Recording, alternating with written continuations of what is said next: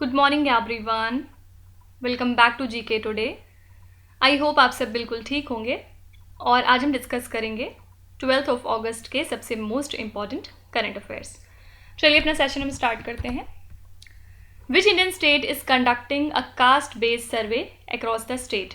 कौन सा भारतीय राज्य पूरे राज्य में जाति आधारित सर्वेक्षण करा रहा है?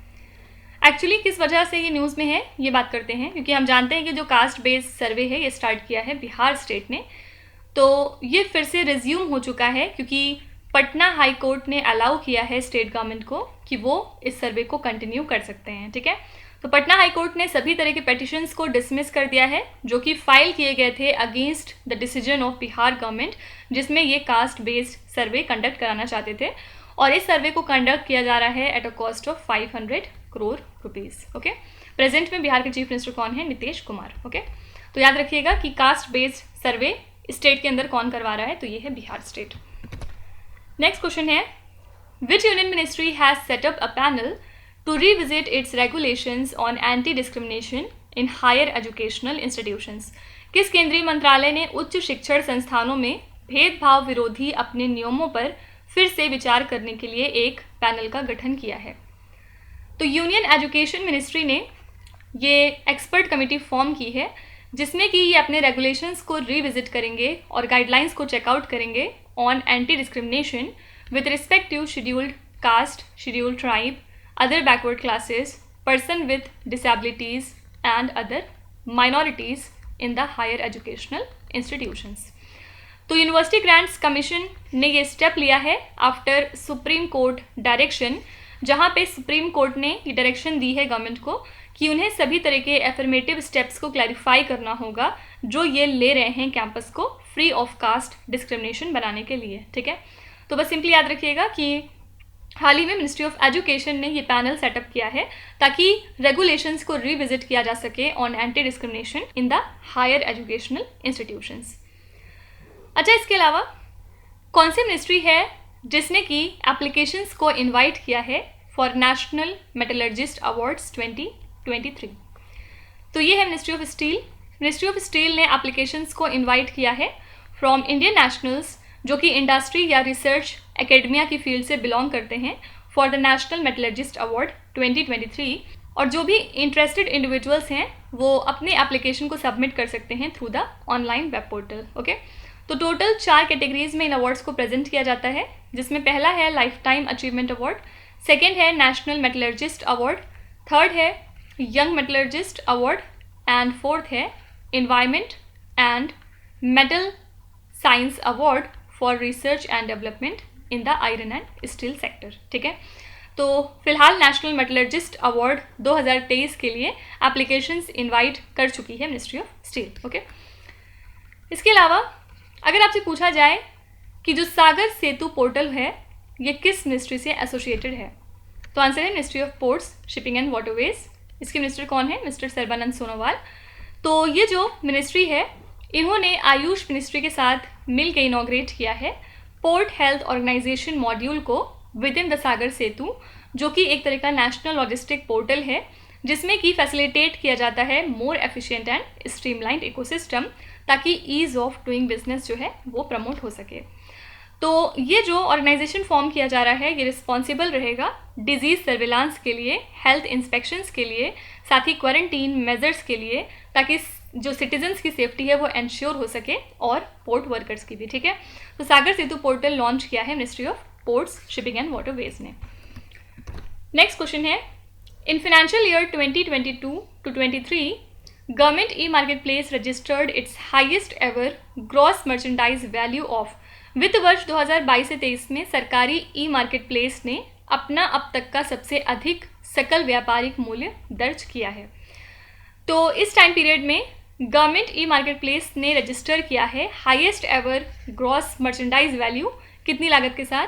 2,01,113 करोड़ का। ठीक है, और इसके अलावा जो इकोनॉमिक सर्वे था 21 to 22 का, इसमें ये ऑब्जर्व किया गया था कि जो प्राइसेस हैं इस पर्टिकुलर प्लेटफॉर्म पे वो 9.5% कम हैं अगर हम इसको कंपेयर करें with other online platforms for 10 out of 22 commodities. Okay, तो इस फाइनेंशियल ईयर में जो गवर्नमेंट ई मार्केट प्लेस है, इन्होंने रजिस्टर किया है अपना highest ever gross merchandise value of 2.01 lakh crore rupees. Okay, अच्छा, इसके अलावा अगर आपसे पूछा जाए कि जो ऑनलाइन गेमिंग होती है इसके ऊपर जीएसटी कितना इम्प्लीमेंट होता है, तो जीएसटी काउंसिल ने अपनी 51st मीटिंग में, जो कि हाल ही में कंडक्ट हुई है, यहाँ पर इन्होंने अपने पहले के डिसीजन पे स्टिक करते हुए ये बोला है कि जो भी ऑनलाइन गेमिंग, कैसिनोज और हॉर्स ट्रेडिंग के इवेंट्स होते हैं उसमें 28% का full face value tax implement होगा। ठीक है, और काउंसिल ने बताया कि ये जो 28% जीएसटी है ये 1 अक्टूबर से इम्प्लीमेंट हो जाएगा। ठीक है, तो ऑनलाइन गेमिंग की फुल फेस वैल्यू के ऊपर जीएसटी कितना इम्प्लीमेंट होता है? आंसर है 28%। नेक्स्ट क्वेश्चन है, Port Moresby is the capital of which country? Port Moresby किस देश की राजधानी है? तो पोर्ट मोरिस्बी कैपिटल है पापुआ न्यू गिनिया की, और ऑस्ट्रेलिया के नॉर्थ साइड में ये लाई करती है। बेसिकली किस वजह से न्यूज़ में थी? क्योंकि इंडिया से 2 शिप्स यहाँ पे विजिट करने गई थी। फर्स्ट है आईएनएस सह्याद्री और सेकेंड है आईएनएस कोलकाता। ओके, इनको मिशन पे भेजा गया था on the eastern Indian Ocean region, जहाँ पर इन्होंने पोर्ट मोर्सबाई को विजिट किया और इसका एम था मैरीटाइम कोलैबोरेशन को मजबूत करना और पार्टनरशिप को कंट्री पापुआ न्यू गिनिया के साथ। ओके, तो पोर्ट मोरिस्बी किस देश की राजधानी है? आंसर है पापुआ न्यू गिनिया। अच्छा, इसके अलावा अगर आपसे पूछा जाए कि स्टडी इन इंडिया ये फ्लैगशिप प्रोग्राम है किस यूनियन मिनिस्ट्री का, तो आप क्या बताएंगे? तो स्टडी इन इंडिया एक फ्लैगशिप प्रोग्राम है मिनिस्ट्री ऑफ एजुकेशन का, जिसका एम है जो नंबर ऑफ इंटरनेशनल स्टूडेंट्स हैं इंडिया के अंदर उनको इंक्रीज़ करना। और हमारे एजुकेशन मिनिस्टर हैं धर्मेंद्र प्रधान, इन्होंने कोलैबोरेट किया है हमारे external affairs minister S Jaishankar के साथ, और ज्वाइंटली इन्होंने लॉन्च किया है स्टडी इन इंडिया पोर्टल को, जो कि सर्व करेगा एज अ कॉम्प्रिहेंसिव हब, जिसमें कि एकेडमिक जर्नी को स्ट्रीमलाइन किया जाएगा ऐसे इंटरनेशनल स्टूडेंट्स की जो कि इंडिया में स्टडी कर रहे हैं। ठीक है, तो study in India is a flagship programme under the aegis of which union ministry? Answer would be ministry of education. Fine.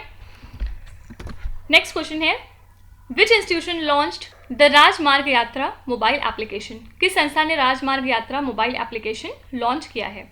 इसको लॉन्च किया है national highways authority of India ने, और ये एक तरह का यूज़र फ्रेंडली मोबाइल एप्लीकेशन है जिसको कि सिटीजन्स की आसानी के लिए डेवलप किया गया है। बेसिकली ये फंक्शन करेगा as a centralised source of crucial information for the national highway users, जिसमें कि रियल वेदर अपडेट्स मिलेंगी, टाइमली नोटिफिकेशंस दी जाएंगी, साथ ही एक्सेस होगा पर्टिनेंट डिटेल्स के ऊपर, like nearby toll plazas कौन से हैं, पेट्रोल पम्प्स, हॉस्पिटल्स, होटल्स और जो भी डिफरेंट वाइटल सर्विसेज होती हैं उनके बारे में बताया जाएगा, ताकि smooth and secure travel experience मिल सके लोगों को नेशनल हाईवेज पे। ठीक है, तो राजमार्ग यात्रा मोबाइल एप्लीकेशन किसका है? National highways authority of India का। नेक्स्ट क्वेश्चन है, which country has proposed plans to limit the usage of smartphones by the children? किस देश ने बच्चों द्वारा स्मार्टफोन के उपयोग को सीमित करने की योजना प्रस्तावित की है? तो चाइना का जो साइबर स्पेस वॉचडॉग है, इन्होंने कुछ प्लान्स प्रपोज किए हैं कि जो स्मार्टफोन का यूसेज है बच्चों में उसको लिमिट किया जाए और उनको अब सिर्फ 2 घंटे प्रतिदिन चलाने की इजाज़त मिलेगी बस। ओके, और इसके लिए इन्होंने सभी टेक्नोलॉजी कंपनीज़ को ये डायरेक्शंस दी हैं कि उन्हें अपने मोबाइल फ़ोन में माइनर मोड इनेबल करना होगा रिस्ट्रिक्शंस को इम्पोज करने के लिए। ठीक है, और इसके लिए एक ड्राफ्ट गाइडलाइन भी तैयार की गई है for the construction of minor mode और the mobile internet. Public comments लिए जा रहे हैं इस टॉपिक पे फिलहाल, और चाइना जो है वो अब इंट्रोड्यूस करने वाला है कुछ बहुत स्ट्रिक्ट रेगुलेशंस बच्चों के लिए in terms of smartphone. Okay, तो ये क्वेश्चन हमने कल भी देखा था जिसमें हमने माइनर मोड के बारे में डिटेल में पढ़ा था। अगर कोई इसको डिटेल में कवर करना चाहता है तो वो कल का लेक्चर रेफर कर सकता है। यहाँ पे करेक्ट आंसर हो जाएगा चाइना। नेक्स्ट क्वेश्चन है, which country is the host of Durand Cup 2023? Durand Cup 2023 का मेज़बान कौन सा देश है? सबसे पहले ड्यूरेंट कप एशिया का ओल्डेस्ट फुटबॉल टूर्नामेंट है और हाल ही में ये इंडिया के अंदर स्टार्ट हो चुका है, जिसमें टोटल 43 मैचेस खेले जाएंगे डिफरेंट 4 वेन्यूज़ में। कहाँ पे? असम स्टेट और वेस्ट बंगाल के वेन्यूज़ हैं, जिसमें कि गुवाहाटी, कोकराझार, कोलकाता वगैरह आते हैं। ठीक है, तो ड्यूरेंट कप इस साल का हो रहा है, उसमें टोटल 24 टीम को फीचर किया गया है और इसमें टीम्स आएंगी from the Indian super league, I league and the armed forces. याद रखिएगा जो आर्मी टीम्स हैं नेपाल और बांग्लादेश कंट्री की, इनको भी इस सीज़न में इंक्लूड कर लिया गया है, ठीक है। तो ड्यूरेंट कप 2023 के लिए होस्ट कंट्री कौन सी है? ये कंट्री है इंडिया। इसके अलावा अगर आपसे पूछा जाए कि कौन सा इंडिया का स्टेट है जो कि होस्ट कर रहा है 7th edition of the men's Asian championships trophy hockey tournament, तो जो 7th एडिशन है men's Asian champions trophy hockey tournament का, जो कि शुरू हुआ था 2011 में, इस साल ये हो रहा है चेन्नई के मेयर राधाकृष्णन स्टेडियम में। ओके, तो ये पहली बार है जब ये टूर्नामेंट इंडिया के अंदर हो रहा है और तमिलनाडु होस्ट करेगा इस पर्टिकुलर इंटरनेशनल हॉकी टूर्नामेंट को after a gap of more than 15 years. तो डिफरेंट कंट्रीज इसमें पार्टिसिपेट करेंगी like India, South Korea, Malaysia, Japan and Pakistan. Fine, तो सिंपली याद रखिएगा कौन सा इंडिया का स्टेट है जो men's Asian champions trophy hockey tournament का 7th एडिशन होस्ट कर रहा है। ये स्टेट है तमिलनाडु। नेक्स्ट है HSN code 8471 which was seen in the news recently includes which category of products in trade. HSN code 8471 जो समाचारों में देखा गया था, व्यापार में किस श्रेणी के उत्पादों को शामिल करता है? तो directorate general of foreign trade ने रेस्ट्रिक्ट किया है कि laptops, tablets, all in one personal computers, ultra small computers, servers का जो इम्पोर्ट है उसको under 7 categories of this HSN code 8471, ताकि डोमेस्टिक मैन्युफैक्चरिंग जो है वो प्रमोट हो सके और चाइना का जो मेजॉरिटी शेयर है इंपोर्ट्स में वो कहीं ना कहीं रिड्यूस हो सके, ठीक है। लेकिन जो भी ये रेस्ट्रिक्शन है याद रखिएगा वो ऐसे इंपोर्ट्स के ऊपर नहीं अप्लाई होगा जो कि बैगेज रूल्स में आते हैं। ओके, तो बस सिंपली आपको याद रखना है कि ये जो कोड है ये किससे एसोसिएटेड है, तो ये इलेक्ट्रॉनिक गैजेट से रिलेटेड है। देखिए, इसके अलावा आजकल एक बिल है जो काफ़ी ज़्यादा चर्चे में है, इसका नाम है government of NCT of Delhi bill. अगर आपसे पूछा जाए कि इस बिल के तहत किस इंस्टीट्यूशन को कंस्टिट्यूट करने का प्रपोजल रखा गया है, तो पार्लियामेंट ने हाल ही में government of national capital territory of Delhi amendment bill 2023 को पास कर दिया है और राज्यसभा ने क्लियर किया इसको बाय वोटिंग 131 MPs जो कि इसके फेवर में थे और वहीं 102 MPs जो है वो इस बिल के अगेंस्ट थे। इसमें बेसिकली सेंट्रल गवर्नमेंट को ये पावर दी जा रही है कि वो रूल्स बना सकते हैं in connection with the affairs of the government of Delhi, और इसमें कुछ और भी प्रोविज़न मौजूद होंगे national capital civil service authority से रिलेटेड, जिसमें कि दिल्ली के चीफ मिनिस्टर आते हैं, चीफ सेक्रेटरी ऑफ दिल्ली आते हैं और principal home secretary of Delhi included हैं। तो बस सिंपली याद रखिएगा कि इस बिल की हेल्प से जो national capital civil services authority है उसको कंस्टिट्यूट करने का प्रपोजल रखा गया है, ठीक है। नेक्स्ट है Similipal tiger reserve is located in which state और the union territory. Similipal tiger reserve किस राज्य या फिर केंद्र शासित प्रदेश में स्थित है? तो सबसे पहले ये बी ऑप्शन में है। मैं इसका नाम नहीं लूँगी क्योंकि लगातार बैक टू बैक कमेंट्स में कोई एक स्टूडेंट है जो मुझे बार बार बोलता है कि आप इसको ठीक से प्रोनाउंस नहीं करती हैं, तो ठीक है मैं इसको यहाँ पे आज प्रोनाउंस ही नहीं कर रही हूँ। बट एनीवेज अगर कभी भी मुझसे बोलने में कुछ भी प्रॉब्लम होती है किसी वर्ड को, तो आपके सेंटिमेंट्स को हर्ट करने का मेरा कोई इरादा नहीं रहता है, वो बस नेचुरली हो जाता है। So I am sorry for that अगर आपको बुरा लगा है तो, बट स्टिल मैं आज इसको प्रोनाउंस नहीं कर रही हूँ, ठीक है। तो बस सिंपली याद रखिएगा कि Similipal tiger reserve option number B में लाई करता है। और क्योंकि 2 फॉरेस्ट फ्रंटलाइन वर्कर्स जो हैं वो किल किए गए हैं बाय एलिस्ड पोचर्स, इसी वजह से इस स्टेट की गवर्नमेंट ने इस्टेब्लिश किया है एक ज्वाइंट टास्क फोर्स जिसमें कि लगभग 200 आर्म्ड पुलिस मौजूद होंगे और फॉरेस्ट पर्सनल जो कि सेव करेंगे इस सिमलीपाल टाइगर रिजर्व को और इसकी वाइल्ड लाइफ को, ठीक है। तो ये जो टास्क फोर्स इस्टेब्लिश किया जा रहा है इसको लीड करेंगे फील्ड डायरेक्टर ऑफ STR और इसमें कुछ सीनियर फॉरेस्ट और पुलिस ऑफिसर्स भी मौजूद होंगे। ओके, तो सिंपली याद रखिएगा सिमलीपाल टाइगर रिजर्व कहाँ पे है, इसकी लोकेशन आपसे बस पूछी जा सकती है। ओके, नेक्स्ट क्वेश्चन पे चलेंगे। विच institution has launch the good manufacturing practices? किस संस्था ने गुड मैन्युफैक्चरिंग प्रैक्टिसेस हाल ही में लॉन्च किया है? क्या होता है ये गुड मैन्युफैक्चरिंग प्रैक्टिसेस? तो ये एक तरह का सिस्टम है जिससे कि आप फार्मास्यूटिकल प्रोडक्ट्स को ये श्योरिटी देते हैं कि वो कंसिस्टेंटली प्रोड्यूस हो रहे हैं और कंट्रोल हो रहे हैं as per the quality standard. तो इंडियन गवर्नमेंट ने हाल ही में मैंडेटरी तौर पे ये अनाउंस कर दिया है कि रिवाइज्ड GMP स्टैंडर्ड्स को इम्प्लीमेंट किया जाएगा by all the drug manufacturers, और ऐसी कंपनीज जिनका टर्नओवर 250 करोड़ रुपए से ज़्यादा है उनको ज़रूर कंप्लाई करना पड़ेगा अगले 6 महीनों के अंदर अंदर, जबकि जो स्मॉलर इंटरप्राइजेस हैं उनके पास 1 साल का टाइम है अपडेटेड जीएमपी को इम्प्लीमेंट करने के लिए in line with the WHO standard. ठीक है, तो गुड मैन्युफैक्चरिंग प्रैक्टिसेस को हाल ही में लॉन्च किया है वर्ल्ड हेल्थ ऑर्गेनाइजेशन ने। नेक्स्ट है the mines and minerals amendment bill which was passed allows the private sector to mine how many minerals. खान और खनिज संशोधन विधेयक जो पारित किया गया निजी क्षेत्र को कितने खनिजों के खनन की अनुमति देता है। तो राज्यसभा ने पास कर दिया है mines and minerals development and regulation amendment bill, जिससे कि प्राइवेट सेक्टर को ये अलाउ किया जा रहा है कि वो 6 एटॉमिक मिनरल्स को माइन कर सकते हैं, जिसमें कि लिथियम भी आता है, साथ ही कुछ deep seated minerals like gold and silver. Okay, तो पहले क्या होता था, जो माइनिंग और एक्सप्लोरेशन है 12 एटॉमिक मिनरल्स की, वो एक्सक्लूसिवली रिजर्व थे स्टेट ओन्ड एंटिटीज़ के लिए, लेकिन इसमें से अब 6 जो हैं उनको अलाउ कर दिया गया है प्राइवेट माइनिंग के पर्पज से। ओके, लास्ट क्वेश्चन देखेंगे। Press and registration of periodicals PRP bill 2023 aims to replace which act. Press और आवधिक पंजीकरण विधेयक 2023 का उद्देश्य किस अधिनियम को प्रतिस्थापित करना है। तो union information and broadcasting minister Anurag Thakur ने इंट्रोड्यूस किया है press and registration of periodical bill 2023 को राज्यसभा में, और इस बिल की हेल्प से रिप्लेस किया जा रहा है current press and registration of books act 1867 को, जिससे कि रेगुलेट किया जाएगा registration of the print and publishing industry in India. ठीक है, तो ये जो पर्टिकुलर बिल है ये रिप्लेस करने वाला है किस एक्ट को, तो आंसर है press and registration of books PRB act 1867। अच्छा, 2 आर्टिकल्स हैं जो आजकल चर्चे में हैं। इसमें पहला है article number 117 of the Indian constitution. तो ये जो है कुछ स्पेसिफिक प्रोविजंस इसमें आते हैं कंसर्निंग द फिनेंशियल बिल।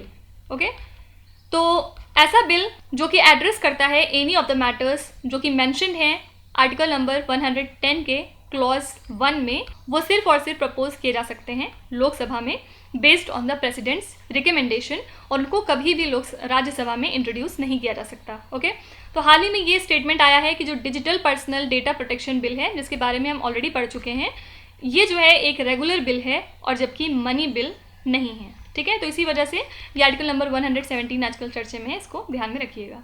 हो सकता है आपसे पूछ लें कि आर्टिकल नंबर 117 जो कॉन्स्टिट्यूशन का है ये पर्टेन करता है किस फील्ड के लिए, तो आंसर है फिनेंशियल बिल। यहाँ पे एक और आर्टिकल है जो आजकल न्यूज़ में है, ये है आर्टिकल नंबर 370, क्योंकि हाल ही में सुप्रीम कोर्ट ने ये बताया है कि सिर्फ और सिर्फ प्रेसिडेंट ऑफ इंडिया के पास ये पावर है कि वो आर्टिकल नंबर 370 को स्क्रैप कर सकते हैं। और कहाँ से कर सकते हैं, आर्टिकल नंबर 370 का जो क्लॉज 3 है उसकी हेल्प से प्रेसिडेंट को ये पावर दी गई है। ठीक है, और ये जो प्रोविज़न है इसमें सिर्फ एक ही कंडीशन दी गई है कि जम्मू एंड कश्मीर की जो कॉन्स्टिट्यूएंट असेंबली है उसका रिकमेंडेशन ज़रूरी है अगर इस आर्टिकल को स्क्रैप करना है प्रेसिडेंट को तो। ठीक है, तो बस याद रखिएगा ये दोनों आर्टिकल्स आजकल थोड़े से न्यूज़ में थे।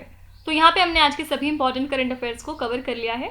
आई होप कि आपने बहुत कुछ नया सीखा होगा। प्लीज़ आप अपना स्कोर कमेंट्स में ज़रूर लिखा करिए। सबसे पहले तो आज मुझे सब लोग ये बताएंगे कि आप लोग 1 वीक में कितने मॉक्स दे रहे हैं एटलीस्ट, क्योंकि एक मॉक तो ज़रूरी है। और इन केस अगर हम लोग डे डिसाइड कर लेते हैं, फॉर एग्जांपल अगर आप संडे को सारे लोग मॉक्स देते हैं तो अगले दिन मंडे वाली जो वीडियो आएगी उसमें सारे लोग अपने स्कोर भी लिखेंगे कि करंट अफेयर्स के सेक्शन में वो आउट ऑफ कितने नंबर स्कोर कर रहे हैं। ठीक है, तो इससे क्या होगा, लोगों को एक दूसरे का देख के मोटिवेशन मिलती है। तो सबसे पहले आज का क्वेश्चन मेरा आपसे ये है कि सारे लोग कमेंट्स में बताएंगे कि एक हफ्ते में वो कितने मॉक्स दे रहे हैं अपने एग्जाम से रिलेटेड, और यहाँ पे हम पर्टिकुलरली करंट अफेयर्स की बात कर रहे हैं।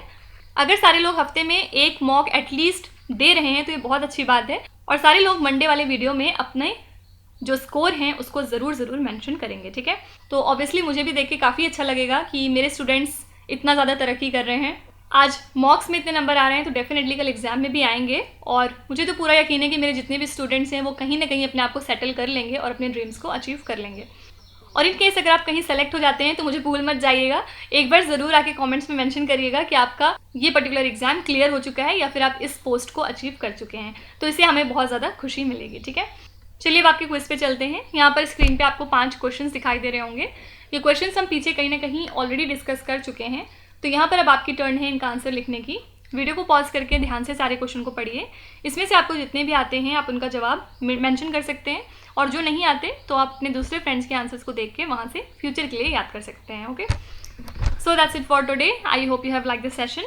आज का सेशन आपको कैसा लगा ज़रूर बताइएगा कमेंट्स में।